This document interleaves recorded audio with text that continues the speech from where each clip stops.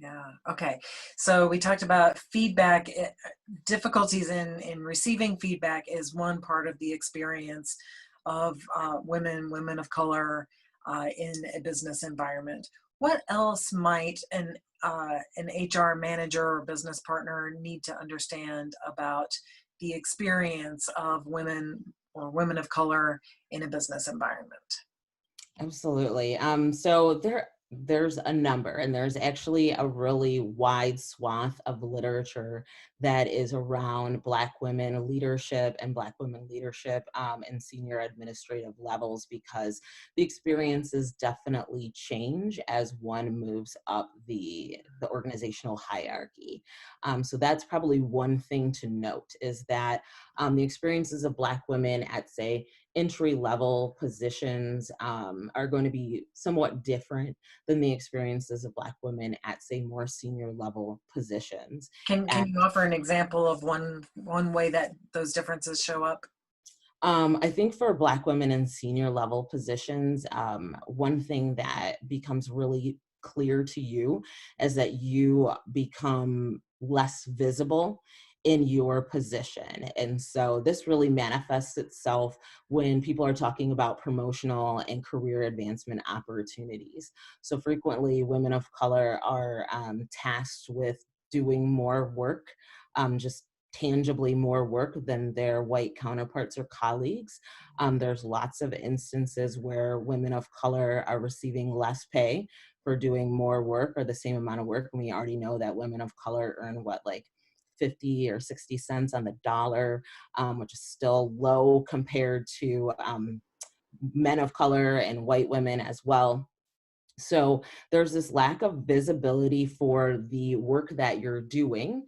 And then if there's extra work on top of it, there's a lack of visibility there. And then there's also a lack of visibility around the expectation that you will do some of the emotional work in and around diversity and inclusion.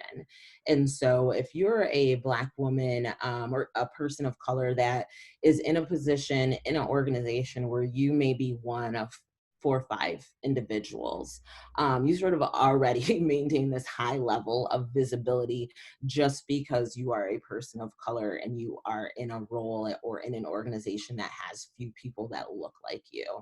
And so then there's this expectation that the DEI work you're going to want to do, and the emotional labor of helping, people work through their issues, that you're going to want to do that. And so then what happens when management and opportunities to move up come to fruition, you are invisible and you are not seen, or the additional work you've been doing has been identified as like, great, thanks for doing it, but that's not what your job is. And so we can't promote you because you either haven't been doing well at your actual job because you're doing all these additional responsibilities, or we can't promote you because you're doing so well, we can't imagine that you would be doing something else. And so there's definitely this sort of role definition in terms of like where we want Black women sometimes to be and how we want you to navigate the organization, and providing or not providing opportunities to navigate an organization. And so in my own experience, I was hired at an organization here locally. I interviewed for one position, but then they decided that I would probably be better suited for another position, which was a very legitimate like switch. They hired in a white man to do the position I had previously hired for.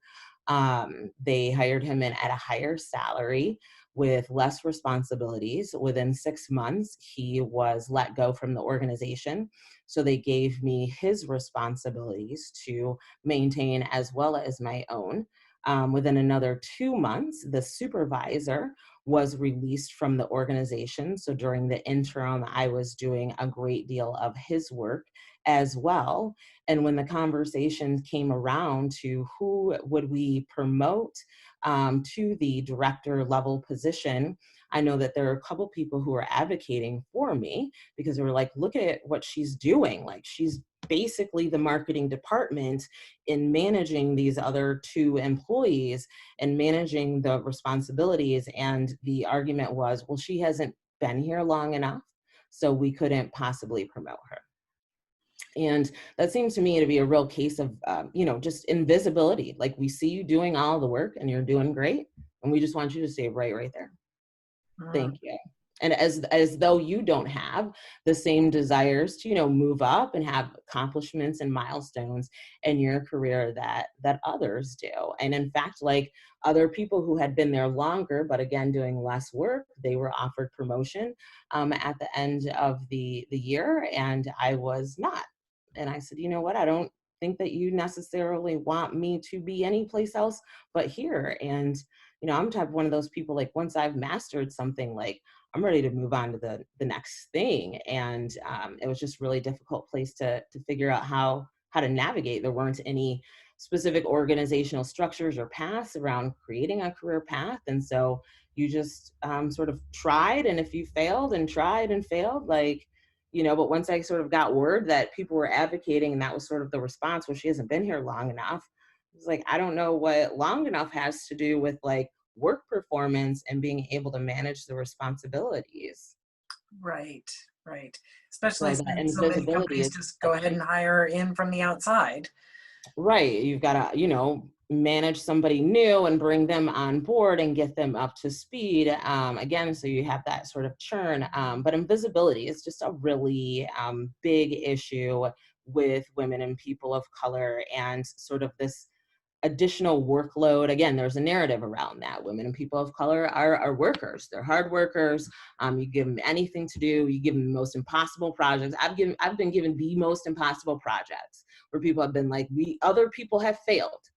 So there's probably an expectation that you're going to fail too. You're our last hope in making this happen. And that's a really difficult position to be in as well. And then you achieve the impossible and you don't get rewarded for it. So that lack of invisibility is one thing, and that extra workload, and that extra emotional work that goes around diversity, equity, inclusion. Those are three ways that women and people of color are very much, like, disadvantaged. And as we are now understanding, those are additional stressors that negatively both impact your engagement at work, but also your health and your mental well-being as well. Right, right. Yeah, so I'm definitely hearing the unconscious bias playing out in those situations. I remember the first time I recognized that I had some implicit bias. I can't remember which television news anchor it was who was stepping down or retiring or whatever, but I remember automatically assuming that sort of the next person that could step into that was Chris Cuomo. And I remember somebody asking me, like, "Oh, okay, so you like Chris Cuomo?" And I thought, "Yeah, sure," and he seemed perfect. Uh, but then it was Diane. Oh gosh, I've forgotten her last name now. Uh, blonde Diane Sawyer, who wound up taking that job. And it was when she took the job that I suddenly realized, oh, I just have this assumption that news anchors are white men. And it didn't even occur to me that somebody else was capable of doing that job. And it sounds very much like that same kind of assumption that, the director of the marketing department has always been a white guy. So that is the kind of person who does that work. And even if there's somebody else who can step in and do it in the interim, that's not a long-term solution because that's not a white guy. And none of those thoughts are conscious. They're always just kind of assumptions in the background, and it keeps you from being recognized for your gifts and the work that you can do and your incredible accomplishments and the strength and resiliency that you're bringing to being able to step into that kind of situation and produce the results.